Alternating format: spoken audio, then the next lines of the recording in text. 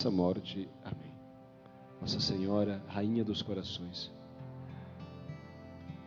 Em nome do Pai, e do Filho e do Espírito Santo. Amém. Então, meus amados irmãos e irmãs, nós vamos dar continuidade ao nosso encontro. E queria perguntar, quem de vocês aqui já fez a consagração? Levante a mão, alto. Ok, pode baixar. Quem ainda não fez a consagração? Pode levantar. Então, a maior parte já fez, ok. Eu vou falar algumas coisas que aqueles que já fizeram a consagração certamente já escutaram. Mas é importante compreender melhor. E aqueles que não fizeram, talvez escutem pela primeira vez, ou, enfim, tomem consciência daquilo, do significado, né, da importância, da utilidade da consagração para nos ajudar a viver na graça de Deus. Por tudo aquilo que foi falado ontem, tem alguém que não veio ontem? Quem não veio ontem? Ok, tá bom. Mas por tudo aquilo que eu vou repetir algumas coisas, só reintroduzindo, mas por tudo aquilo que foi falado ontem, falamos da vida em Deus, da vida na graça de Deus. Penso, não sei, vou me dizer agora, que tenha ficado claro que o grande empenho de nossa vida cristã é de viver na comunhão com Deus. Ou seja, viver na comunhão significa viver na graça de Deus, viver na amizade com Deus. E isto significa, falando de maneira negativa, viver sem pecados mortais, sem pecados graves, lutando, portanto, para obedecer a palavra do Senhor, lutando para poder, esforçando-se para poder cumprir os mandamentos que o nosso Senhor nos deu, e assim manter-nos na sua amizade. Isso está bem claro ou não? Está bem claro, porque se isso não ficar bem claro, a gente não entende nada da consagração. Isso tem que ser bem claro. Tem que ter uma convicção, uma clareza muito límpida, cristalina a respeito disso. Você entendeu que se você não for santo, você não entra no céu? Você entendeu isso? Se você não for santo, você não entra no céu. Como dizia o Santo Frei Damião de Bozano, vai para o inferno de cabeça para baixo. Entendeu? Então, o Santo Frei Damião, que pregava as missões lá no Nordeste, não sei se algum de vocês teve a graça e a oportunidade de ouvir aquele grande santo, né? Conheceu ele? No Crato? Pois bem. Então, Santo Frei Damião, aquele homem, um dos maiores santos que já pisaram naquelas terras do Brasil. Um dos maiores homens, um gigante espiritual. É como uma estatura espiritual daquele homem. Ele evangelizou o Nordeste inteiro, sabe? Sim. E para quem acha que eu sou rigoroso, é porque nunca escutou o Santo Frei Damião. Sério. Para quem acha que eu sou rigoroso, eu acho que eu sou light, muito light perto deles. Né? Sim. O Santo Frei Damião, e o amor que aquele homem tinha, era uma coisa impressionante. Sabe, o rigor, que muitas pessoas não entendem, que pensam assim, o padre é muito duro, é muito radical, é muito rígido, etc. Mas não compreendem, isto é expressão de amor, entende?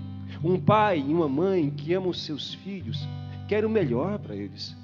Um pai e uma mãe que amam os seus filhos, está vendo aquele filho num caminho assim de perdição, então o alerta, faz de tudo para que ele saia, se precisar bater, dá umas palmadas, né? Ontem o senhor estava me falando, olha, o senhor me deixou cheio de hematoma, bateu em mim demais. Então, mas, quer dizer, é o esforço de ajudar a perceber, entendeu?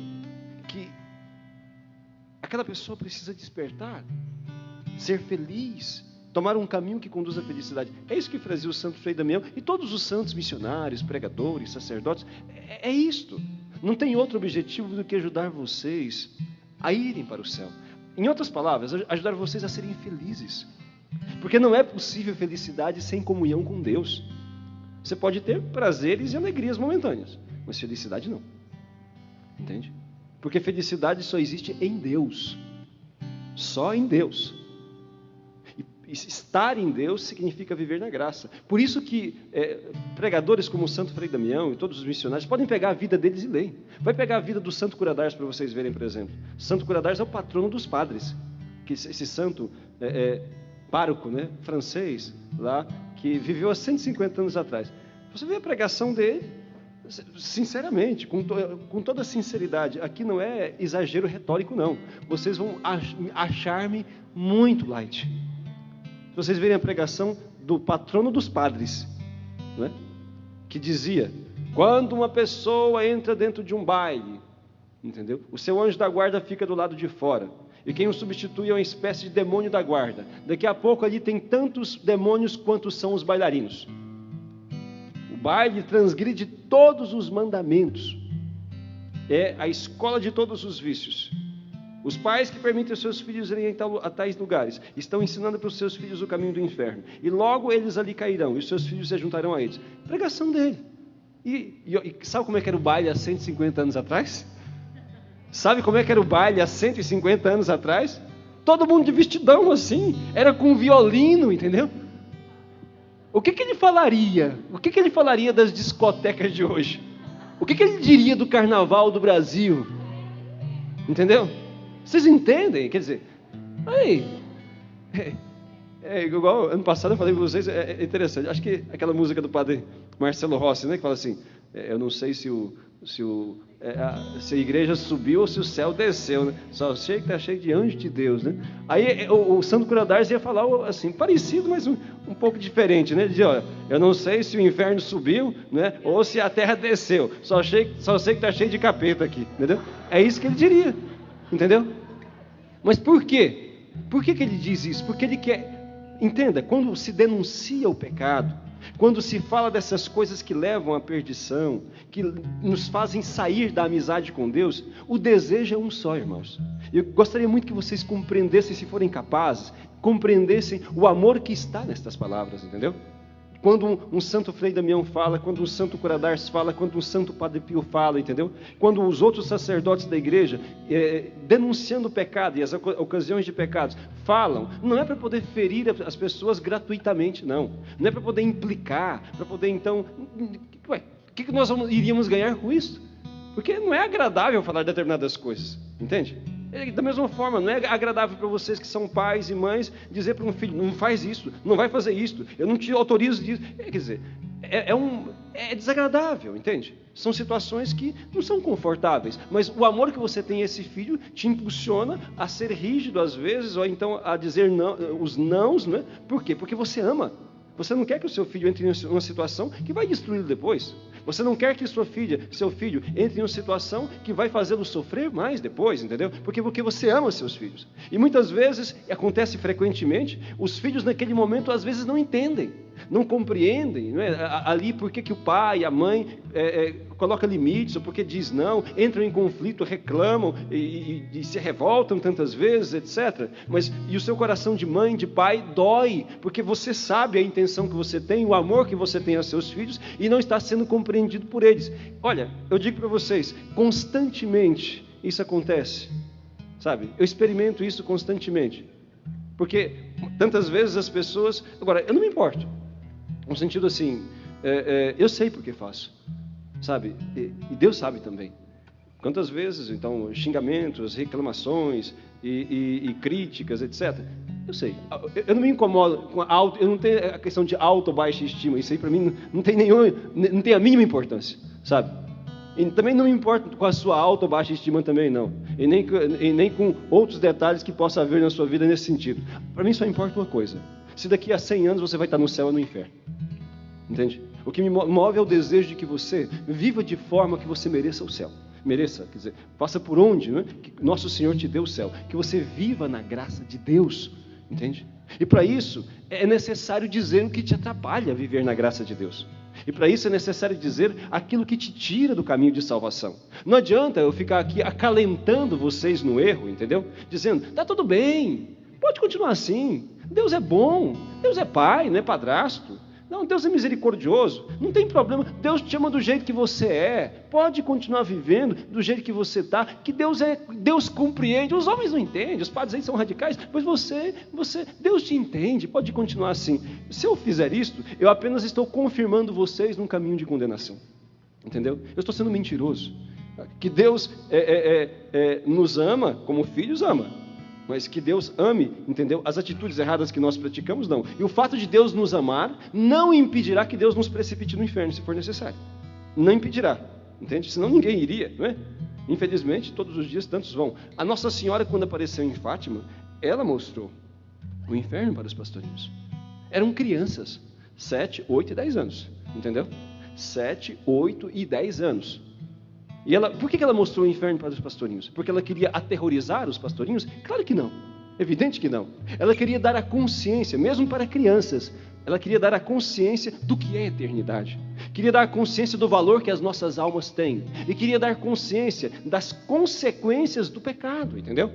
E daquilo que Deus nos salvou e daquilo que ela, como mãe, queria nos salvar também. Era este o objetivo. Não era para aterrorizar, não era isso o objetivo. Entende? Então, hoje em dia, infelizmente, nós estamos enfrentando um problema muito sério dentro da nossa igreja, sabe? No sentido assim, que em muitos lugares não se pode mais falar do inferno, não. É um assunto quase proibido. Porque diz, não, isso aí é muito... as pessoas assustam, as pessoas se incomodam, não deve falar dessas coisas, vamos falar de coisas positivas, né? Vamos falar do amor de Deus, vamos falar as pessoas já têm muitos sofrimentos, para que falar do inferno? Olha, veja só, Nossa Senhora é a melhor catequista, é nossa mãe, nossa formadora, entende? Ela não apenas falou, ela mostrou. Veja, pela mentalidade de hoje que existe, vocês podem ter certeza, Nossa Senhora não seria aceita como catequista em quase nenhuma paróquia. Não seria, entende? Não seria mesmo, porque ela fala de conversão, ela fala do céu, fala do inferno, ela fala da necessidade de mudar de vida, ela denuncia o pecado. Como mãe, cuida dos seus filhos, mostrando o que é certo, o que é errado, mostrando as consequências do erro e nos chamando a trilhar um caminho diferente, fazendo esse apelo à conversão. Então entendam uma coisa, a coisa mais fundamental da nossa vida é viver na comunhão, na amizade com Deus, viver no amor de Deus. Então, agora, o amor compreendido da maneira correta. Amor aí não é sentimento, não. Amor é comunhão, fruto de uma opção, fruto de uma escolha. A escolha que eu faço de obedecer a Deus. A escolha que eu faço pelos mandamentos de Deus. A escolha que eu faço pelo caminho de Deus. Isto é amor a Deus. O restante é sentimentalismo barato, entende? Pode chorar até ficar desidratado. Se você não obedecer a Deus, você não ama a Deus, coisa nenhuma, entendeu? Porque é o que diz São João, lá na sua primeira carta, do primeiro capítulo. Ele diz o seguinte, primeiro capítulo não, segundo capítulo, versículo 4, ele diz, quem diz que ama a Deus, mas não obedece os seus mandamentos é mentiroso. Isso não é julgar, não, isso é um fato. O que demonstra o nosso amor a Deus não é o sentimento que a gente tem por Deus, é a obediência que nós temos para com Ele, entendeu? O que ele disse para os apóstolos? Lá em São João, capítulo 15, versículo 14, o que ele disse? Ele disse, sereis meus amigos se fizerdes o que vos mando. Quer dizer, a condição para se conservar a amizade com Deus é a obediência a Deus, entende? Ninguém pode dizer que está na amizade com Deus se não obedece a Deus. Essa história de dizer, a pessoa está vivendo tudo errado. Entende? Não confessa, não vai a uma missa, vive igual pagão, ou então vivendo de uma maneira irregular, desregrada, etc. E fala assim, não, mas Deus está no meu coração. Mas Jesus está no meu coração. Eu digo, mentira, entendeu? Você está querendo dizer o quê? Que Jesus é um porco? Que vai para viver no meio da lavagem, da imundície, do lixo, da podridão do pecado? Jesus não é isso não. Você está blasfemando contra Deus ao dizer tal coisa. Você está me julgando. Julgando coisa nenhuma. Entende? As suas atitudes, os seus atos, as suas opções demonstram aquilo que você quer, aquilo que você crê. Entende? É o que a palavra diz, não tem nada de juízo aqui não. Juízo é quando a gente fala uma coisa sem saber. Quando a vida da pessoa, ela mostra os fatos, entende? A opção contrária à lei de Deus, então aí não há um juízo. Aí há uma constatação que é algo muito diferente. Por exemplo, se você vê uma pessoa, né, ali matando o outro, ali deu um tiro, uma facada, alguma coisa assim, né? E aí você fala, aquele senhor é assassino. Quem é que vai dizer, não, mas você está julgando ele? Julgando não, você viu, entendeu? É um fato, não é juízo não. O juízo é quando você fala uma coisa que você não sabe. Aí é juízo, entende? Mas quando você está constatando um fato, não é juízo. É um fato. E contra fatos não tem argumentos não, é isso mesmo. Então, alguém que está vivendo fora da comunhão com Deus, numa situação contrária à lei de Deus, ninguém está julgando de dizer que a pessoa está fora do caminho de Deus. Está fora mesmo, entende? Realmente está fora. O que diz lá? A primeira carta de São João, capítulo 3, versículo 8. Aquele que peca é do diabo. Acabou. Entende? Ponto. Portanto, não se trata de juízo. Aqueles que fazem uma opção gravemente contrária à lei de Deus, aqueles que escolhem rejeitar os mandamentos de Deus, perdem a graça de Deus e adotam um caminho de condenação. Claro, graças a Deus, porque Deus nos ama, Ele mesmo move-nos, Ele nos chama. Aí depende de cada um acolher ou não esse chamado de Deus. Ele não chama a conversão. Deus não quer que ninguém vá para o inferno. Deus não criou ninguém para ir para o inferno. Ele quer que todos nós sejamos felizes. Ele quer que todos nós nos salvemos. Ele quer que todos nós tenhamos a felicidade eterna. Agora, depende de nós aceitarmos ou não o caminho que Ele propõe. Isso é necessário. Eu sou o caminho, a verdade e a vida. Ninguém vem ao Pai senão por mim. Ninguém vem ao Pai senão por mim. A condição para se chegar ao Pai, e aí significa o amor pleno, que é Deus. Então, esse estar em Cristo, esse caminhar em Cristo, com Ele e nele. Lá, de novo, aquilo que meditávamos ontem, Romanos capítulo 8, versículo 1. Já não há nenhuma condenação para aqueles que estão em Cristo Jesus. Não há condenação para aqueles que estão no Senhor. Então, o grande empenho de nossa vida é permanecer nele, viver na graça dele. E aí é que vocês entendem a consagração. Por isso que é tão importante importante compreender o que é viver em santidade. Por isso que é tão importante compreender o que é viver na graça de Deus. Por isso é tão importante ter a firme e profunda convicção de que a nossa vida cristã consiste em caminhar na amizade com Deus e crescer no seu amor. Ou seja, crescer esse esforço de fazer o que Ele nos pede. Nesse esforço de adequar, de converter a nossa vida à vontade de Deus. Isso é nosso empenho. E tudo que a gente faz dentro da igreja é para isso. Tudo que se faz tem essa finalidade. Todo encontro, todas as missões, toda evangelização, toda ação pastoral tem um objetivo, porque se não tivesse objetivo, então é inútil. É inútil. Por isso que tem muita coisa que acontece às vezes nas nossas igrejas que é inútil, completamente inútil. Porque se não tiver o objetivo de nos levar à graça e à comunhão com Deus, não tem sentido nenhum. Entende? Por exemplo, a gente realiza um encontro. Qual que é o objetivo? Levar vocês à comunhão com Deus, a fortalecer vocês, aqueles que já estão nessa comunhão, a fortalecer e a crescer nesse amor a Jesus, conhecendo melhor a sua palavra para vivê-la melhor, e aqueles que estão fora desta comunhão, né, perceberem o erro que é estar fora desta comunhão, para se moverem de forma a retornarem. Aqueles que estão apenas em pecado grave e que podem consertar, se confessam. Aqueles que estão numa situação, por exemplo, vivendo junto, etc., vão buscar regularizar, mas vão tomando a consciência de que não podem viver assim. Um cristão não pode viver sem Eucaristia. Impossível, entendeu? Um cristão não pode viver sem Cristo. Um cristão sem Cristo, o que é? É uma nulidade, é uma inexistência. Não tem sentido, entende? Um cristão, ele tem que estar em Cristo, e a expressão deste estar em Cristo, concretamente, se dá na Santíssima Eucaristia. E para a gente poder viver nesta comunhão, de forma a poder receber sempre o Senhor na Eucaristia, nós precisamos viver nesse esforço de obediência aos seus mandamentos. E temos que ter a firme convicção e a profunda clareza de que nós não podemos viver nesta comunhão com Deus se estivermos em pecado, especialmente em pecado grave. Por quê? Porque ninguém pode servir a dois senhores. O problema do povo hoje é esse. Acha que pode servir a dois senhores. Que não tem nenhum problema viver no mundo e seguir a Cristo. Está dentro da igreja, mas vive igual pagão. Está dentro da igreja, mas, pensa igual pagão, frequenta ambientes de pagão, assiste programas de pagão, se veste igual pagão, fala igual pagão e assim por diante.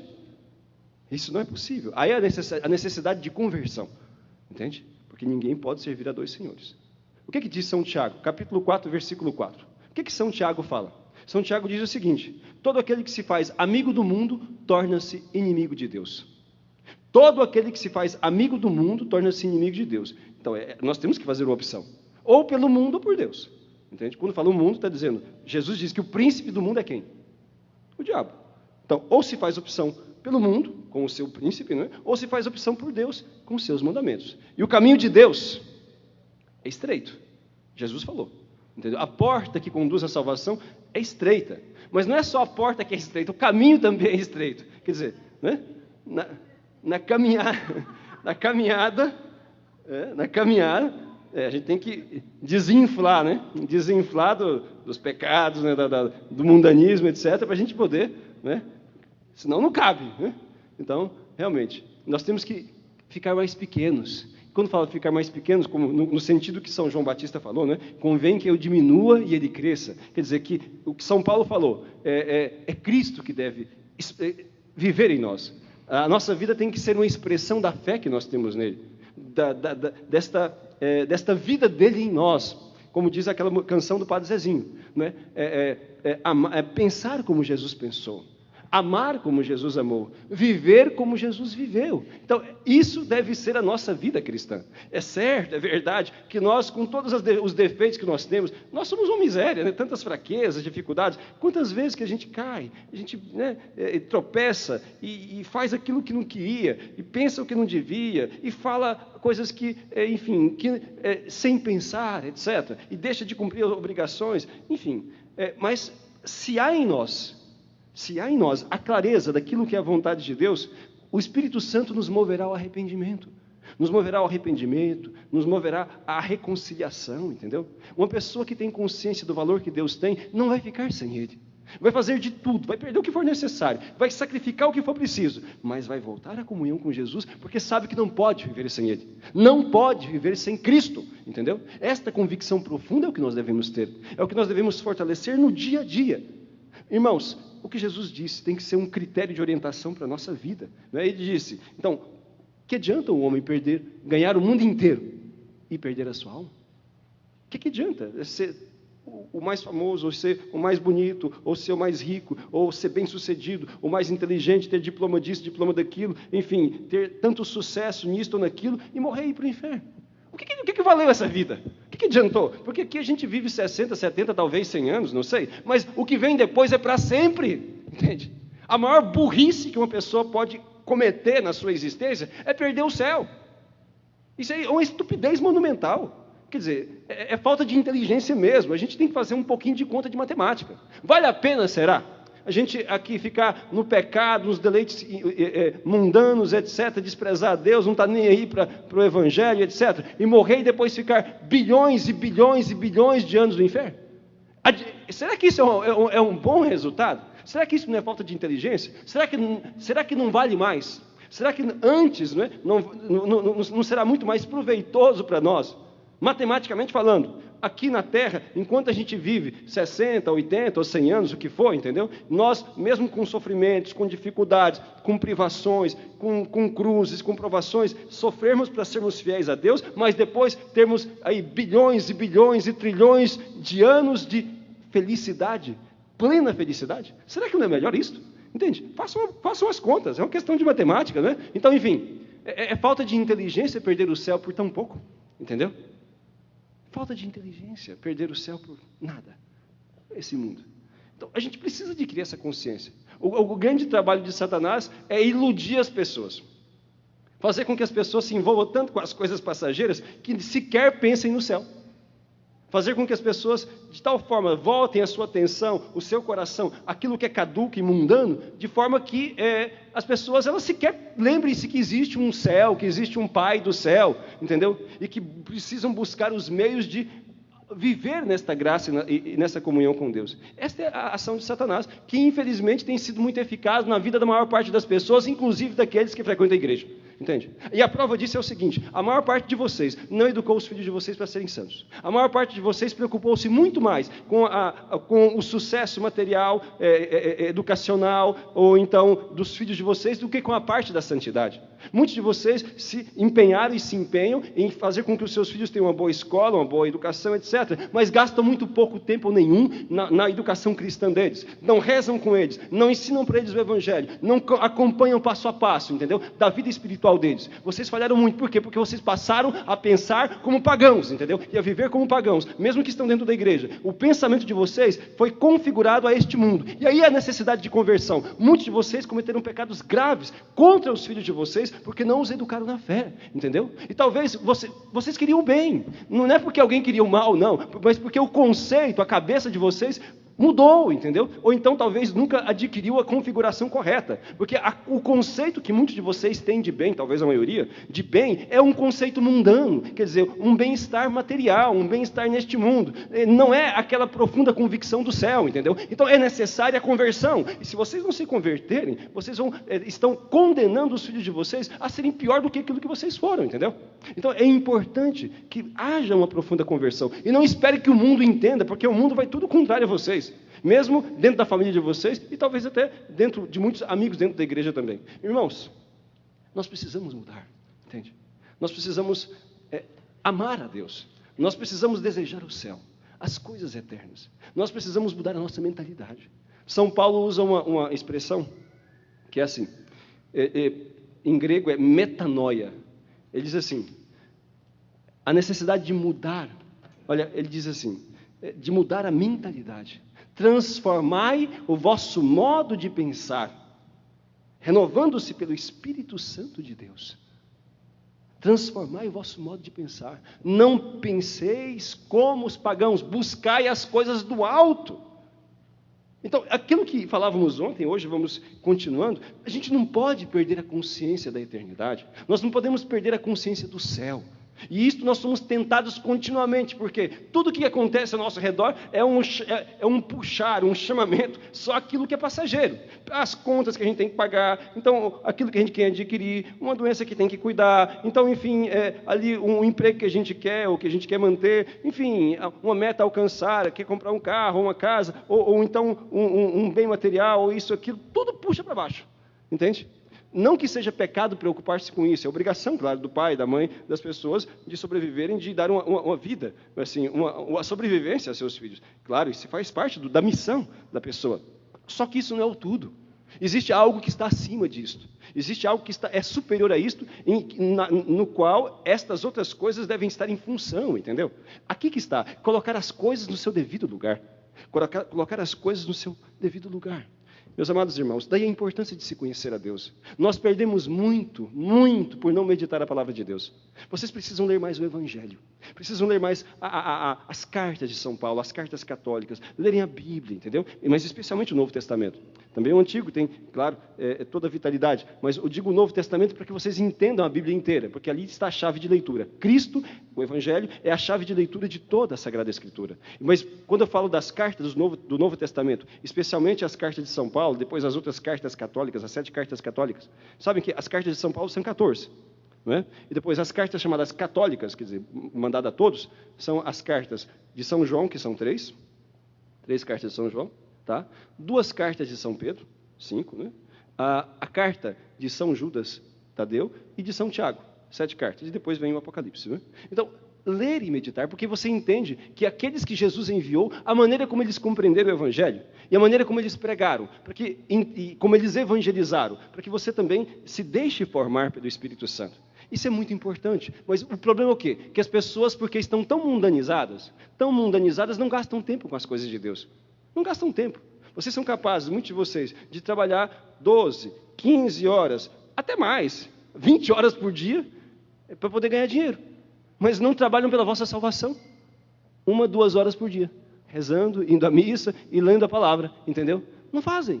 Por quê? Porque o conceito de vocês está deturpado. As coisas não estão no seu devido lugar, entende? Quer dizer, o céu deve estar acima de tudo, mas vocês estão vivendo mais para a terra, está entendendo? Aqui está o equívoco. Claro que há de se trabalhar, não estou dizendo que não tem, é bom e deve, mas coloque as coisas no seu lugar. Alguém que não tem tempo para Deus é porque não entendeu a sua própria vocação cristã, entende? Alguém que dá desculpa de não confessar, de não ir à missa, de não rezar porque não tem tempo, então está perdendo toda a sua vida, não é apenas um pouco de tempo, está perdendo a vida inteira, entende? Porque está mal direcionada a sua vida. Está mal orientada. Cristo não está sendo o centro, não está sendo a razão de ser daquela existência. Então, é uma caminhada que está sendo em vão. É preciso parar e redimensionar. É preciso conversão. E quando a gente faz isto, tudo muda na vida. Aquilo que dizíamos na sexta-feira, dessa experiência com Deus. Sabe? Quando alguém tem experiência de Deus, verdadeira experiência de Deus, a vida dessa pessoa muda, tem que mudar. Não é possível que alguém tenha experiência de Deus e continue vivendo igual pagão, entende? Então, é o que está acontecendo, o que é assustador dentro da nossa igreja muitas vezes é isso. As pessoas podem estar, às vezes, anos dentro da igreja, 5, 10, 15, 20 anos, e estão do mesmo jeito. Não mudam, entendeu? Porque aquele encontro com Cristo nunca se realizou de verdade. Às vezes era apenas um dado cultural, porque a mãe, a avó era católica, etc. Ou então uma coisa pragmática, a igreja é útil porque ajuda, porque tem amigos, porque dá, enfim, dá paz, assim, enfim, dá uma força. Mas não há aquele sentido mais profundo de se viver a religião, que é a adoração a Deus. Que é a adoração a Deus, que é a expressão do louvor, da gratidão para com Deus que deu a sua vida em resgate da nossa. Isso falta para muitos, entende? Então, esta transformação, ela tem que ser visível, ela tem que ser real, verdadeira, interiormente, que se manifeste em nossa vida, certo? Então, isso tem que acontecer, porque o encontro com Cristo, ele tem que ser transformador. Deus tem que mudar a nossa existência se nós o encontramos com Ele. Se não muda, porque não encontrou. Então, essa experiência ainda está por acontecer. E que pudera que todos possam ter. Daí entra aí a importância da consagração, não é? Assim, a utilidade, melhor dizendo, porque nos ajuda justamente nisto.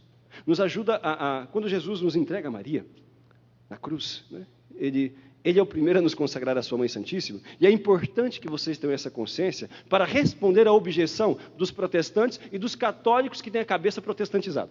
E há muitos, inclusive sacerdotes, que têm a cabeça protestantizada, entende? Que desprezam ou minimizam a devoção, a consagração à Nossa Senhora como se fosse algo que, enfim, apenas um adendo de nossa fé. Mas não é isso que a igreja entende. Se vocês pegam o documento do Concílio Vaticano II, chamado Lumen Gentium, no capítulo 8, entendeu? Vocês vão ler no Concílio Vaticano II, Lumen Gentium, é quase um resumo daquilo que é o Tratado da Verdadeira Devoção, mostrando que a entrega a Maria, mostrando que a devoção à Nossa Senhora, muito longe de nos afastar de Jesus, contribui para nos aproximar dele, nos ajuda, entendeu? A sermos mais fiéis a Ele, não apenas porque ela é modelo e exemplo para nós, mas porque pela missão que ela mesma recebeu, ela nos ajuda a sermos mais fiéis discípulos e seguidores do seu Filho Jesus. É isso que diz a igreja, entendeu? Foi por isso que durante o Concílio Vaticano II, o Papa Paulo VI, ele proclamou Nossa Senhora de mãe da igreja. Significa o quê? O que é uma mãe? Uma mãe é uma formadora. Uma mãe é aquela que conduz, uma mãe é aquela que ajuda o filho a conhecer melhor as coisas da vida e a viver de uma maneira sábia, de uma maneira a ser feliz, entendeu? Então, essa é a missão de Nossa Senhora, é de nos formar, de nos conduzir. E Jesus, quando nos entrega, nos consagra a Maria, ali na cruz, então, ele tem essa ideia, ele tem esse entendimento. A intenção de Jesus é a nossa salvação, que é Ele mesmo. Mas para que a gente se mantenha nele, na comunhão, na graça, na amizade dele, nós precisamos fazer o que ele mandou. Nós precisamos trilhar os seus caminhos. Por isso nos deu uma mãe, porque Nossa Senhora nos ajudará, como os servos nas bodas de Caná, nos ajudará a fazer tudo o que ele mandou. E à medida em que nós, acolhendo a instrução da mãe, acolhendo a orientação que ela nos dá, levando-nos à obediência a Cristo, permaneceremos então na graça de Deus, permaneceremos na amizade com Jesus. Aqui está a estratégia de nosso Senhor, é a estratégia de Deus. Ele nos entrega a Maria para que Maria nos ensine a amá-lo de verdade. E o que é amá-lo? Amá-lo significa obedecê-lo, fazer tudo o que ele mandou. Então, a missão da mãe é essa. Quanto mais nós nos entregamos a Maria, tanto mais profundamente amamos a Jesus Cristo, entende? Quando alguém ficar objetando vocês, quando alguém começar a ficar criticando vocês, questionando vocês, por que devoção a Nossa Senhora? Por que essa consagração? Então, e quantas vezes muitos católicos que ficam abalados, ficam assim estremecidos, entendeu? Quando alguém chega e diz, olha, para que ir a Maria se a gente tem Jesus? Por que ir, então, na mulher se a gente tem o próprio Deus? Para que ir no funcionário se a gente pode ir direto ao patrão? Esses são os questionamentos deles, entendeu? Você deve responder com muita simplicidade. Eu vou a Maria porque Jesus assim quis. E basta, entendeu? Será que a vontade de Deus não conta, não? Será que a vontade de Deus não significa nada? Se o próprio Cristo, entende, nos entregou a Maria para que ela nos ensinasse a Ele, quem é você para poder rejeitar, para poder então querer discriminar Nossa Senhora? Se Deus quis assim, quem é você para querer o contrário? Entende? E depois entenda uma coisa, Deus não trabalha sozinho, Deus não trabalha sozinho, Ele poderia fazer tudo sozinho se quisesse, porque Ele é Deus, Mas Deus nunca fez assim. Peguem o Antigo Testamento e leiam, e o Novo também, entendeu? Peguem e veja. Quando Deus queria falar com o povo, como é que Deus faria? Como é que Deus fazia? Ele aparecia para todo mundo e falava com todo mundo? Era assim que ele fazia? Quando Deus queria falar com o povo, como Deus fazia? Ele se dirigia a um profeta, a um patriarca, a um escolhido dele, falava com aquela pessoa e aquela pessoa falava com o povo. Entendeu? Porque Deus quer que nós nos envolvamos no processo de salvação uns dos outros. Se Deus quisesse falar com todo mundo, Ele poderia. Mas Deus não escolheu essa forma. Está entendendo? Deus não escolheu. Deus quis a mediação. E quem é que somos nós para querer ensinar a Deus como fazer as coisas? Se Deus quis falar conosco por mediação, então Deus é soberano. Deus sabe o que é melhor. Se Deus quis nos dar uma mãe, nos consagrar a ela, para que ela nos ensinasse a amá-lo, quem é o ser humano para abrir a boca para criticar Deus e o método de Deus? Nós temos que aplaudir a sabedoria de Deus, entendeu? E nos dobrar diante da majestade do Altíssimo. E não querer ensinar a Deus a maneira como Ele deve proceder, a maneira como Ele deve fazer as coisas. Isso é arrogância do ser humano. Entende? Então, no Novo Testamento, a mesma coisa acontece. Jesus está lá bem claramente. São Mateus, capítulo 16, versículo 18. Jesus funda a igreja. E disse aos apóstolos: quem vos ouve, a mim ouve. Quem vos rejeita, a mim rejeita. O que você ligar na terra está ligado no céu. O que desligar na terra está desligado no céu. Entende? Diz aos apóstolos: a quem vocês perdoarem os pecados, estará perdoado. A quem vocês não perdoarem, não estará perdoado. Diz o seguinte: consagrem o meu corpo e o meu sangue e deem a todos, porque quem não come minha carne, não bebe meu sangue, não tem a vida eterna. Jesus, Ele estabelece mediação.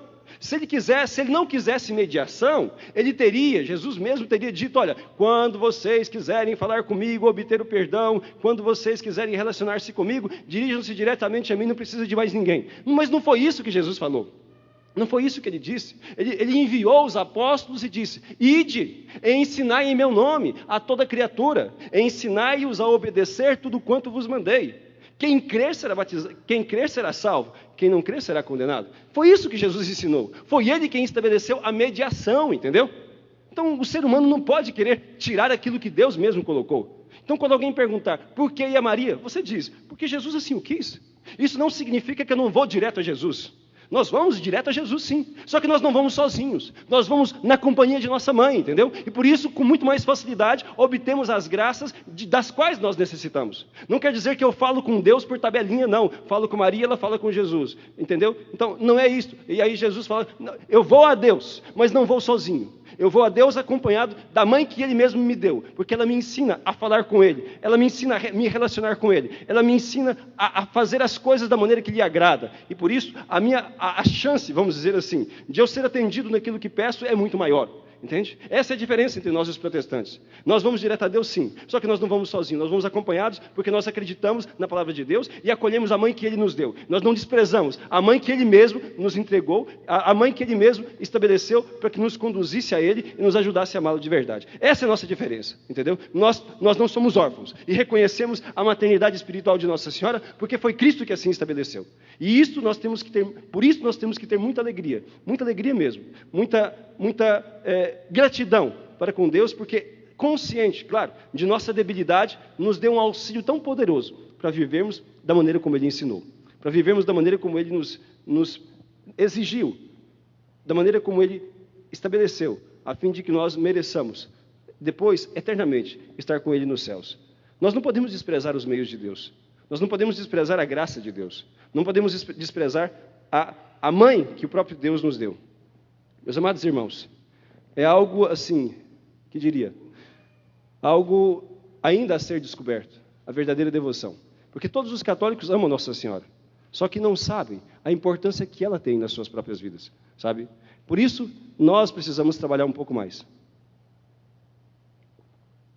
Quando Nossa Senhora fala em Fátima: meu filho quer estabelecer no mundo a devoção ao meu Imaculado Coração, é isso que ela está dizendo. Entende? Ela está dizendo o quê? Olha, meu filho vos entregou a mim a fim de que eu vos educasse e vos ensinasse a amá-lo.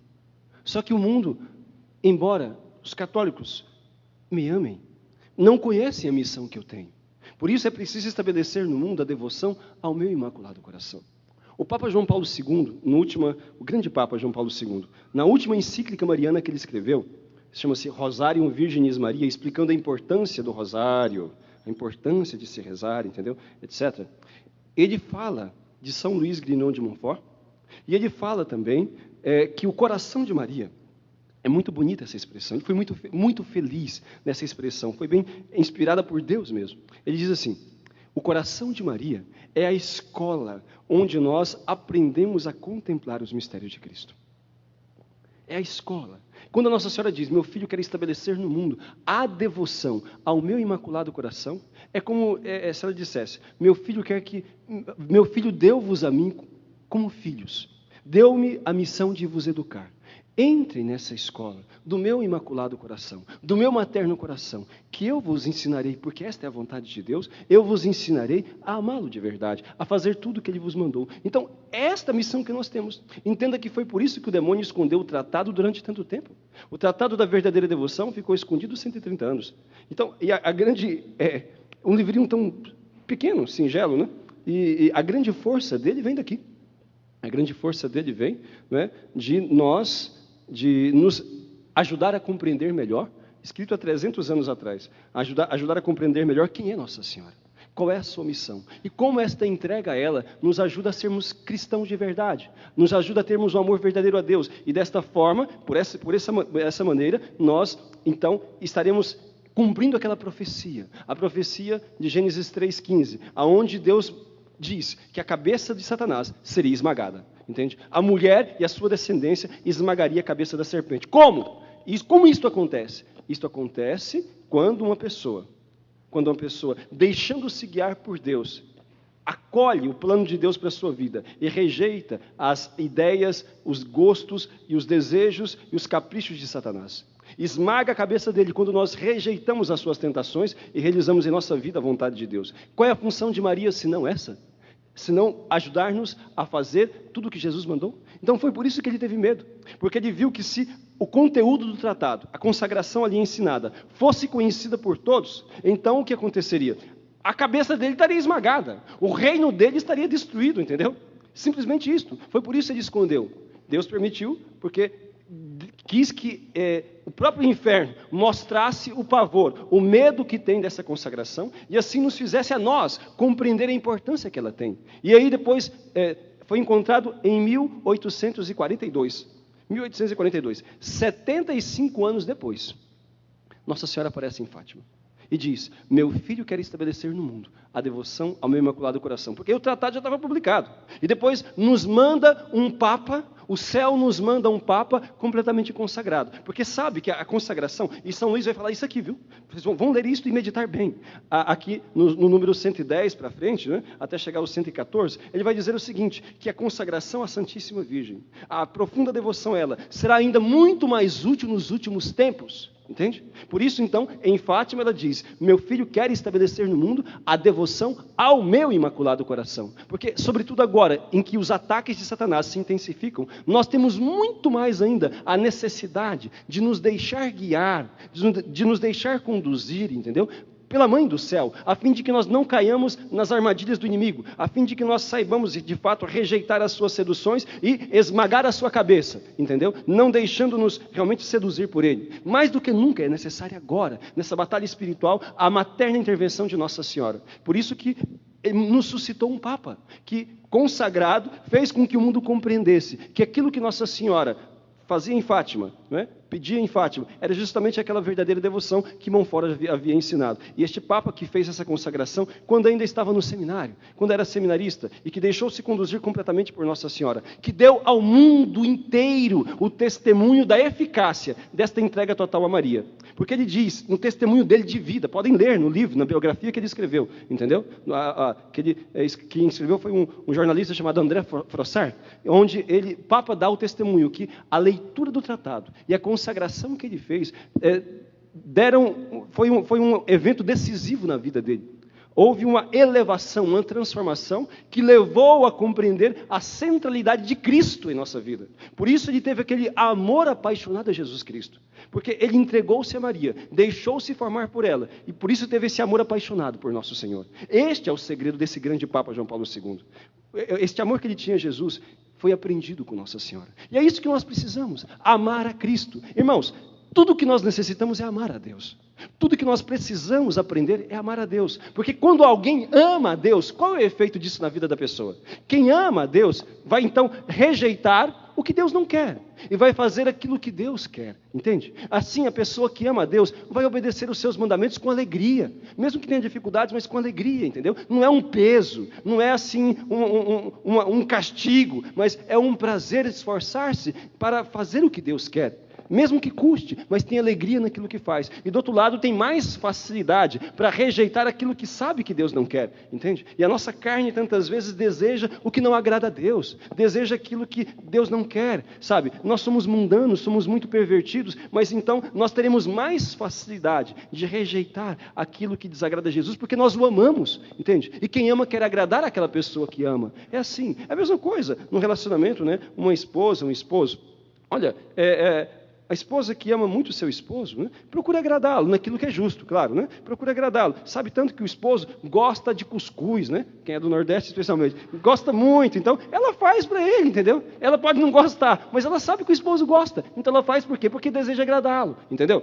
E é uma coisa boa. Então, o esposo sabe muito que a sua esposa gosta muito de uvas, não é? Gosta muito de morangos, então ele compra lá e leva para ela, entende? Ele pode não gostar, mas ele faz aquilo que agrada, porque ama. E ele tem o prazer de fazer aquilo que a pessoa amada gosta. Assim é o amor a Deus, entendeu? Então, a pessoa que ama a Deus faz aquilo que agrada a Deus. E se, por exemplo, ele sabe que a esposa dele não gosta de determinada coisa, que ela se sente triste com determinada coisa, olha, meu esposo não, a minha esposa não gosta que eu saia e fique bebendo com os amigos, etc. Ela se sente triste. Então, ele ama a esposa e vai evitar aquilo, porque ele sabe que ela se entristece com isso. E ele não quer desagradar o coração dela, entendeu? Assim também, alguém que ama a Deus, sabe que Deus não quer determinadas coisas, que proíbe determinadas coisas, ele tem mais facilidade, pelo amor que ele tem a Deus, mesmo ele tendo aquela tendência de fazer o que não presta, ele tem mais força para poder evitar aquilo que o Senhor não quer, entende? Tudo depende de nós crescermos no amor a Deus. E é isso que Nossa Senhora nos ensina. Crescer no amor a Deus. Fazer o que agrada a Jesus. Então, por isso é tão importante a consagração. O céu nos deu o testemunho de um Papa. Um Papa é o Papa, né? Então, quer dizer, é o chefe da igreja, é o representante de Nosso Senhor aqui.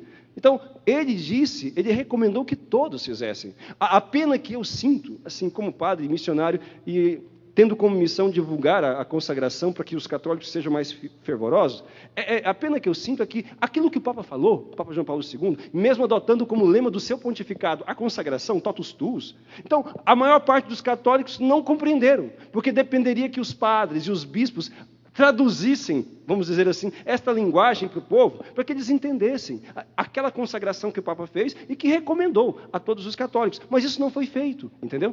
Não foi feito. O Papa fez a parte dele, mas faltou que outros fizessem a sua. Então, e mesmo porque muitos não sabem, não conhecem. Há muitos bispos e padres que não conhecem direito a consagração. Talvez ouviram falar alguma vez, etc., mas, enfim, não acolheram ou não entenderam a mensagem do Papa. E aí, assim, o povo continuou, em certo sentido, na ignorância. Mas, pelo menos o seguinte, foi dada a base, o fundamento, de forma que quando alguém, seja eu ou qualquer outra pessoa, vá falar da consagração e cita o Papa João Paulo II, não tem como alguém rebater, não tem como um bispo, ou um sacerdote, ou um líder de igreja, vir dizer, olha, essa consagração não serve, é uma coisa antiga, medieval, não dá para ele falar isso. Por quê? Porque o Papa João Paulo II é atualíssimo, entendeu? Então, quando a gente chega e apresenta, olha, essa é a consagração que foi feita, vivida e recomendada pelo Papa, ele pode não gostar, mas não tem jeito, só se ele se opor à igreja. Aí, então, deixa de ser católico, né? Então, enfim, não tem como, sabe? Por isso que a gente, quando vai falar com o sacerdote, vocês aí, estou ensinando para vocês como falar com os padres a respeito da consagração.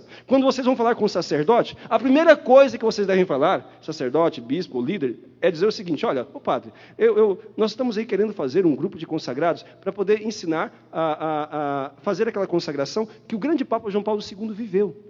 E que recomendou a todos os católicos, recomendou, não é obrigou não, hein? Recomendou aos católicos como forma de renovar a consciência do seu batismo, de viver melhor a sua fé. É para todos os católicos, não é de um grupo ou de um movimento, não, é para todos. Não é? Então, essa devoção ajuda muito a gente a fortalecer a fé, a fortalecer o nosso batismo. Dessa forma, você logra, você realmente consegue ali a autorização, porque o Papa, a consagração que o Papa viveu e recomendou. Quem é que vai ousar dizer o contrário? Só se for pagão demais. E existe, entendeu? felizmente. Mas em maneira geral, é a forma, pelo menos, de se conseguir entrar, mesmo que não se goste muito disso, daquilo, etc. Mas não dá para poder ir contra a igreja assim, abertamente, sem se comprometer, entendeu? Porque aí seria, não é? É realmente um rejeitar do próprio magistério da igreja. Porque a palavra de um papa é a palavra magisterial, é a palavra de um pastor, entende? Então, portanto, alguém ir contra isso seria realmente ir contra os fundamentos da nossa fé. Então, vocês devem ajudar na grande missão de difundir a consagração para que venha o triunfo. Nossa Senhora falou: meu filho quer estabelecer no mundo a devoção ao meu imaculado coração. E depois ela diz, na sequência ela diz: e por fim, o meu imaculado coração triunfará.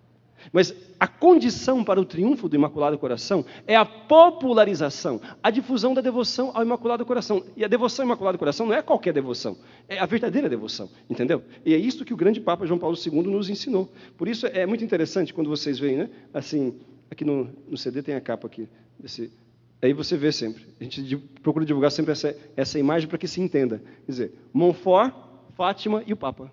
Entende? Há uma sequência aí. Uma sequência da ação de Deus, da pedagogia de Deus, mostrando-nos como Nossa Senhora é essa mãe, essa educadora, que nos levará a restaurar a nossa fé, o nosso amor a Jesus Cristo, e a sermos católicos de verdade. Porque vocês saibam de uma coisa, irmãos, nós já estamos vivendo os últimos tempos. Quanto tempo mais vai durar, não sei, mas a coisa vai piorar e muito. Vocês podem ter certeza, vai piorar, a situação vai piorar e muito, seja dentro da igreja, seja fora dela. Entende? Vai ficar cada vez mais difícil para quem quer viver a fé. Chegará um momento em que os padres que são fiéis não poderão mais entrar dentro das igrejas, vão ter que celebrar no subterrâneo, vão ter que celebrar então nos refúgios, entendeu? Aqueles que querem ser fiéis a Cristo não poderão permanecer dentro da própria igreja dele, entende? Apenas um pequeno rebanho vai subsistir. Nós estamos caminhando para isso, está entendendo? Estamos caminhando para esse tempo. Vai ficar cada vez pior e só resistirá aqueles, entendeu, que tiverem uma fé consistente. Está entendendo? Vai chegar um momento, e vocês vão viver isto, chegará um momento em que você vai ter que escolher entre a sua fé e alguma vantagem, entre a sua fé e talvez o seu emprego, entre a sua fé e talvez a sua saúde, entre a sua fé, entendeu, e determinados privilégios que você pode ter agora, entre a sua fé e a sua liberdade, entre a sua fé e talvez a sua vida. E aí é que vai entrar o fundamento da sua religião. Até que ponto você será capaz de permanecer fiel a Cristo? Entende? Até que ponto? Olha, se você não deixar, se você não fizer dessa forma como a gente quer, você perde o emprego. Agora, aqui nos Estados Unidos já começou isso já, entende? O Obama fez uma lei obrigando, entende, as instituições católicas, tá certo, a pagar o aborto para os seus funcionários, entendeu? Os hospitais católicos pagarem o aborto e fazerem aborto àqueles que desejam, obrigando. Então, agora muitos estão na luta, não é? Tá, claro que alguns bispos protestaram, não todos. Hein? Então, enfim, e agora, é o seguinte, né? Ou você faz ou você perde o emprego. E aí? Aí que vem a sua fé. Não, eu tenho que sobreviver, eu tenho filhos, etc, vou fazer. Então você está com sua passagem e compra para o inferno, entendeu? Você vendeu igual Judas a Cristo por algumas moedas, certo? Por algumas moedas. Ah, mas se você não fizer, eu perco o emprego, perca tudo, perca a vida, perca o que for necessário, mas não perca a graça de Deus, entende? Porque o seu emprego não te levará para o céu, se ele estiver contra Cristo, entende? Não te levará. O dinheiro que você ganha não te salvará, se você estiver contra Deus, entende? Aqui que vem o fundamento. Nossa Senhora está nos preparando, por isso que falava dos últimos tempos, né? Que fala dos últimos tempos, nos preparando para esses tempos que nós estamos vivendo, sabe? Se nós não tivermos um amor verdadeiro a Deus, nós iremos negar a Cristo, entende? Se nós não tivermos um amor verdadeiro a Deus, nós iremos dizer muito pior do que São Pedro: eu não conheço esse homem, estou nem aí para ele não, entendeu? É isso que nós iremos fazer, se o nosso amor não for consistente. Sabe? Nós só seremos capazes de colocar Deus acima de tudo e acima de qualquer privilégio, e mesmo capazes de enfrentar dificuldades, sofrimentos por causa de Jesus, se nós tivermos um amor verdadeiro a Ele. E o que Nossa Senhora quer nos ensinar é este amor a Deus sobre todas as coisas, acima de tudo. Vocês têm que educar os filhos de vocês para o martírio, senão eles vão ser apóstatas. Vocês mesmos têm que se preparar para o martírio, senão vocês vão ser apóstatas. O que é um apóstata? É alguém que renega a sua fé. É alguém que renega a sua fé para salvar a sua pele. Isso é um apóstata, entendeu? Para poder conservar os seus privilégios ou algum benefício que tenha. Sabe, o que está acontecendo com muitas pessoas no Brasil, por exemplo, né? Por que vota no PT? Um partido abortista? Homossexualista? Por quê? Por causa de um Bolsa Família de 70, 80 reais por mês. Entendeu? Está negando a sua fé, vendendo Jesus por alguns reaisinhos, entendeu? O de Judas lá, pelo menos 30 moedas, deu para comprar um terreno inteiro. Agora o povo compra lá um terreno chamado terreno do sangue, né? Enfim, mas muitos dos nossos vendem Jesus por muito menos. Perde a fé, o céu, por nada. O diabo nem precisa ter muito trabalho, né? Qualquer regaliazinha, a pessoa já está abandonando a Cristo. Meus amados irmãos, a coisa é séria. Os tempos são muito difíceis e vão piorar, entende? Agora, para aquele que está em Cristo, Cristo é a sua paz. Vocês vão sofrer. Então, olha, entenda uma coisa. Quem pensa que o cristianismo, entende, é para poder dar uma vida cômoda e tranquila para a gente, está muito enganado. Pode sair da igreja e mudar de religião. Porque a nossa igreja não é assim. Se vocês lerem o Evangelho, vão perceber o seguinte. Jesus disse, quem quiser me seguir, renuncie a si mesmo. Tome a sua cruz e me siga. Jesus disse, o mundo vos odeia, porque odiou a mim. Vocês terão tribulações, perseguições, mas aquele que perseverar até o fim será salvo. Jesus não prometeu conforto, Jesus não prometeu, entendeu, assim, bem-estar para ninguém. Ele prometeu a salvação eterna para aqueles que perseveram até o fim, em meio às cruzes, às dificuldades, às perseguições, às incompreensões, aos sofrimentos, confiando na graça dele, entende? Por isso, o nosso amor a Deus, ele deve ser autêntico e verdadeiro. A nossa religião não deve ser uma expressão de uma vida de um mercenário. O mercenário é aquele que só segue alguém se tiver benefício, entendeu? Nós não podemos ser assim. Nós devemos amar a Deus porque Deus merece ser amado. Nós devemos amar a Deus por causa de Deus mesmo, e não por aquilo que Deus nos dá, e não por algum benefício que nós possamos receber dele, porque isso não seria uma religião autêntica, isso seria uma troca, entendeu? Um escambo. Isto é uma vida de mercenário, não a vida de um adorador. Um adorador é aquele que, reconhecendo o valor que Deus tem, dedica a sua vida a Ele, mesmo que não receba nada em troca, porque Deus é digno de todo o nosso louvor, de toda a nossa adoração, de todo o nosso respeito, de toda a nossa obediência, porque foi Ele que nos criou e foi Ele que nos resgatou do inferno. É isto que nós devemos ter consciência, é disto que nós devemos ter consciência, a fim de que nós não venhamos depois a cair, a sermos engolidos por esse espírito mundano que está aí, onipresente no mundo inteiro, está aí, entende, nos rodeando por todos os lados. Tenha uma fé autêntica, porque vocês vão ser desafiados. Claro que nós já somos desafiados no dia a dia, assim, por coisas menores, vamos dizer assim. Menores, não tão menores, né? Porque cada vez que a gente cai em pecado é um desafio, na verdade. Cada vez que nós somos tentados, é um desafio. Nós somos colocados diante de uma situação, quando somos tentados, de uma situação que nós temos que escolher entre a vontade de Deus e a vontade do capeta. Cada vez que nós somos tentados é isso. O diabo vai e sopra lá. Olha aí esse site aí. Veja. Olha, tantos peitos, tantas bundas. Olha aí. Olha aí. Tá? Olha, veja como é bonita. Etc. A tentação. Aí você pode dizer sim ou não. Você pode dizer, não quero. Eu sou de Deus. Ou você pode dizer, é mesmo, né? Olha aqui. Então, e aí cai, suja a sua alma. Suja a sua mente.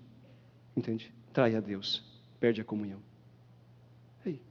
Você pode ser tentado, o demônio chega para você e fala, né? Veja, essa sua amiga de trabalho, veja que pessoa arrogante, veja que pessoa petulante, entende? Você tem que, queima ela para as outras, fala mal dela, etc. Você pode aceitar essa tentação e dizer, não, ela é difícil, mas eu tenho que amá-la, eu tenho que rezar por ela, não falar mal dela. Entende? Você é tentado todos os dias, você tem que fazer opções entre a vontade de Deus e a vontade do diabo, certo? E nem sempre é fácil. Porque a nossa natureza humana é inclinada a fazer o que é errado, entendeu? Mas nós não somos obrigados a pecar. Ninguém é obrigado a pecar. O pecado é uma escolha, entendeu? Assim como também a vida na graça é uma escolha. E por isso que ninguém pode condenar ninguém, culpar ninguém de ter ido para o inferno, muito menos a Deus, porque foi uma escolha sua. Foi uma opção sua, entendeu? Porque se não fosse opção sua, não seria pecado. Se você fosse obrigado a fazer alguma coisa, não seria pecado. O pecado justamente acontece porque você escolheu fazer aquilo que desagrada a Deus. Você rejeitou a lei de Deus. Meus amados irmãos, nós temos que aprender por isso, a coisa mais importante e fundamental, aprender a amar a Deus. Ou seja, fazer opção por Deus, pela vontade de Deus. E aí que entra a maternidade espiritual de Nossa Senhora. Essa ajuda é que é fundamental. para nós compreendermos. Aquela voz materna que sopra ao nosso coração dizendo, fazei tudo o que ele vos disser. Não fala mal, não. Não veja essa coisa feia, não. Não assista esse programa ruim. Não vai nesse ambiente. Então, vai falando a nossa consciência, sabe? Quanto mais nós confiarmos nela, quanto mais recorrermos a ela, tanto mais ela poderá intervir. Porque nós deixamos, porque nós estamos dando a ela a liberdade, nós demos a ela a liberdade de conduzir o nosso coração. Ela não força. Por isso que essa entrega, esse abandono, chama santa escravidão de amor. Quer dizer, um abandono completo. Dando a ela a liberdade de nos conduzir. Ela não faz violência. Mas se nós deixamos, ela conduz e vai nos ajudando a compreender sempre melhor o que é a vontade de Deus, o que agrada a Deus e aquilo que não lhe agrada. Meus amados irmãos, como é bonito ser conduzido por Maria. Veja, a expressão na vida dos santos, citando de novo o grande Papa João Paulo II, como é bonito ser conduzido por Nossa Senhora. A que amor se chega quando aprendemos com Maria? Quem é o nosso Senhor? A que amor se chega quando aprendemos com a Maria a realmente valorizar o nosso Senhor e fazer tudo aquilo que Ele mandou. Nós vamos então fazer esse esforço de compreensão e adquirir não só para a nossa vivência, mas de ajudar os nossos irmãos também a fazer. Queria recomendar a vocês então, mais uma vez, façam a consagração. Quem já fez, renove. Agora, gostaria que vocês saíssem daqui, cada um de vocês, com um propósito muito sério, de difundir. Aqui há pessoas de diferentes cidades, de diferentes comunidades. Tá? Tome um compromisso, naquilo que depender de você, pelo menos. Leve as pessoas a conhecerem, porque isso ajuda as pessoas, entendeu? A fortalecerem a sua fé. Independentemente dos grupos que participam, se é Legião de Maria, se é Renovação Carismática, se é Vicentinos, enfim, você não participa de nada. É para todos os católicos que querem amar a Deus. Porque todos nós temos que amar a Deus, todos nós temos que ser santos. Lembrando que ser santo significa viver na graça. Não é nada além disso, é viver na comunhão com Cristo. Está no estado de santidade quem vive na graça de Deus. Está em estado de pecado aquele que está fora da comunhão. Entende? Portanto, nós temos que ser santos e a consagração nos ajuda a viver esta santidade. Então façam esse propósito, ajudem a difundir a consagração por todos os cantos. Sabe, vocês vão enfrentar dificuldades, viu? Vocês vão enfrentar sofrimentos, certo? Porque querem ser fiéis a Cristo. Não tenham medo. Enfrentem. De cabeça erguida, entendeu? Com muita confiança em Deus. O sofrimento fará parte, mas é um sofrimento por causa de Deus. É um sofrimento que edifica, que santifica. Às vezes a gente chega no nosso limite, mas quando a gente pensa que não dá mais, Deus nos restaura. Porque nós somos fracos, mas Deus nos dá a sua graça. Nossa Senhora nos alcança. Ela sabe até onde a gente pode ir. Ela sabe até o que a gente aguenta. Agora, uma coisa vocês devem saber com muita tranquilidade. Deus não permite uma cruz. Deus não permite um sofrimento sem nos tornar capazes de aguentá-lo. Deus não é injusto, entendeu? Deus não é injusto. Deus, Ele sabe o limite de cada filho. E se Ele permite, Deus tem coisa que Deus não quer, claro que Deus não quer, mas permite e nos capacita para poder suportar. Nos capacita para poder enfrentar. Seja o que for, irmãos, que vocês passarem, seja pelo que for que vocês passarem, seja o que for que vocês tiverem que enfrentar, confiem em Deus. Não larguem dele, porque todo sofrimento passa, viu?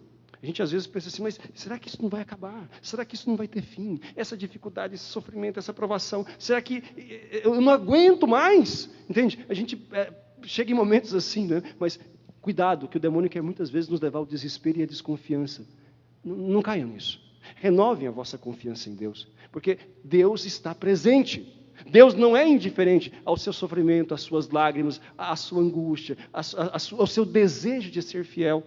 Entendeu? Deus não é indiferente, Ele está presente. Agora, se Ele permite, Ele te capacita para isso também. Confia em Deus e oferece. Entende? Enquanto você, humanamente falando, não é capaz de mudar uma situação, ofereça a Deus o sofrimento que advém dessa provação. E aquilo vai te santificando as pessoas que estão ao seu redor, a sua família e outras pessoas também. Nossa Senhora vai colhendo, sabe, esse tesouro espiritual em forma de sacrifício, em forma de lágrimas, em forma de doação, em forma de tanto sofrimento. Ela vai colhendo e ajudando a santificar a vida de outros. Nunca desista dos seus. Nunca. Pode ser o mais perdido, pode ser o esposo, a esposa, o filho, o irmão, o parente, o pai, pode ser o mais lascado, o mais perdido, o mais empodrecido. Não desista deles, entendeu? A salvação deles dependerá da sua perseverança também, das orações que você oferece, do sofrimento que você dá. Talvez eles sejam a causa do seu sofrimento, mas esse sofrimento que eles causam para você, reverter-se-á em graça para eles mesmos, se você for generoso, se você for generosa, se você saber sofrer, entendeu? Sem murmurar, certo? Sem murmurar, sem dar coices na cruz, sem rejeitar. Paciência, Deus te sustentará. Deus te sustentará, certo? E se há alguma situação, Deus se encaminhará, seja através dos seus sacerdotes, seja através de uma pessoa que nos orienta, nos ajudará, te ajudará a passar pelas tempestades. Mas não desista de amar a Deus, seja o que for, esteja sempre em comunhão com Ele. Não faça nada que venha te fazer perder a graça dEle. Deus, Ele está presente. Irmãos, é um tempo de martírio, é um tempo de sofrimento. Aqueles que querem ser fiéis a Deus vão sofrer, certo? A nossa religião não é a religião do bem-estar, materialmente falando, não. A nossa religião é a religião da cruz, certo? É a religião da cruz mesmo. Então, essa propaganda que fazem nas igrejas protestantes é totalmente enganosa. Venha para a nossa igreja, para você, então, venha seguir Jesus na nossa igreja, você não vai ter problema. Você vai, então, ter prosperidade, você vai ser curado de tudo. Você, então, os problemas da sua vida vão se resolver. A propaganda é, pare de sofrer, entendeu? Mas quando você vem para a igreja católica e quer ser fiel, o convite é exatamente o contrário. Sofra comigo, Jesus diz. Tome a cruz e carregue comigo, entendeu? Entende? É isto. O sofrimento, o convite é exatamente o contrário. Exatamente o contrário. Certo? É nisto que nós demonstramos a fidelidade ao Senhor. E lembre-se de uma coisa, irmãos. Lembre-se da vida de Jesus. Lembre-se da vida dele, dos santos de Deus, entendeu? Mas especialmente de nosso Senhor. Jesus foi pobre, Jesus foi um mendigo, ele não buscou nenhuma riqueza deste mundo, entendam isto, e pare com essa loucura de querer gastar a vida de vocês só em busca de dinheiro, de riqueza material, isso é um princípio de condenação. Parem com essa loucura, entendeu? Tenham aquilo que é necessário, sim, podem ter uma vida digna, mas busquem Deus acima de tudo, entendeu? A vossa riqueza tem que ser a graça do Senhor. Amem a Deus acima de todas as coisas. E não as coisas materiais acima de todas as coisas. Busquem a vossa salvação. Ajudem os vossos filhos, netos, os vossos parentes. A gente não pode obrigar ninguém a nada. A não ser quando é pequeno. Quando é pequeno não tem que querer, não. Vai assim mesmo, entendeu? Mas cresceu, não tem jeito. Aí é no diálogo, o conselho, se aceitar também, porque às vezes não aceita, né? O conselho, e se não aceita conselho, é só ajoelho. É oração. Oração e penitência, entendeu? Mas você tem que ser mais generoso. Porque às vezes eu vejo muitos pais e muitas mães sofrimento pelos filhos, etc. Mas não rezam direito. Não rezam. Entendeu? Malemar, algumas ave-marias, quando muitas vezes um terço, dia sim, dia não, é alguma coisa assim. Você está entendendo o quê? A salvação do seu filho vai custar muitos terços. Muitos rosários. Amor é isso. Não é só preocupar com a mente, não. É colocar o joelho no chão. Você não tenha medo de gastar seu tempo na oração pelos seus filhos, pelo seu esposo, pela sua esposa, pelos seus pais, pelos seus irmãos. Você tem que gastar tempo. A oração, ela tem poder, entendeu? Se vocês não se convencerem disto, vocês nunca vão mudar e vocês nunca vão conseguir a mudança de outros também. E Nossa Senhora nos ajuda. Por isso a consagração é tão importante.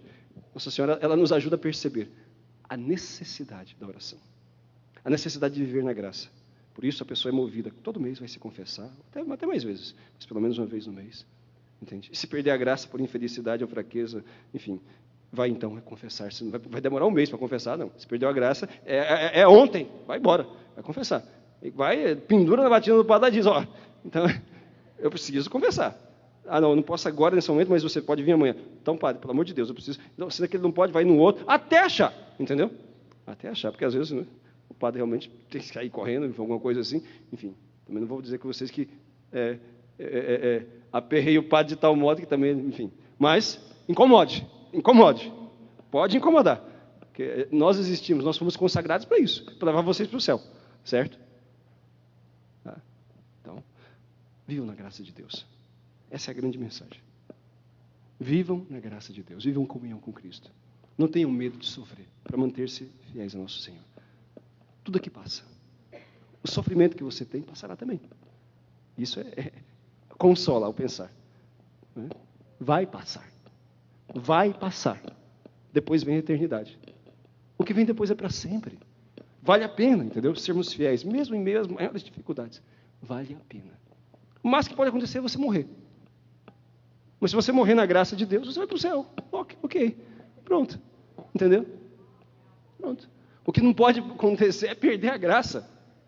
O restante a gente perde, se for preciso. Mas a graça não. Deus não. Ele é sua força, Ele é a sua alegria, Ele é a sua paz, Ele é a sua salvação.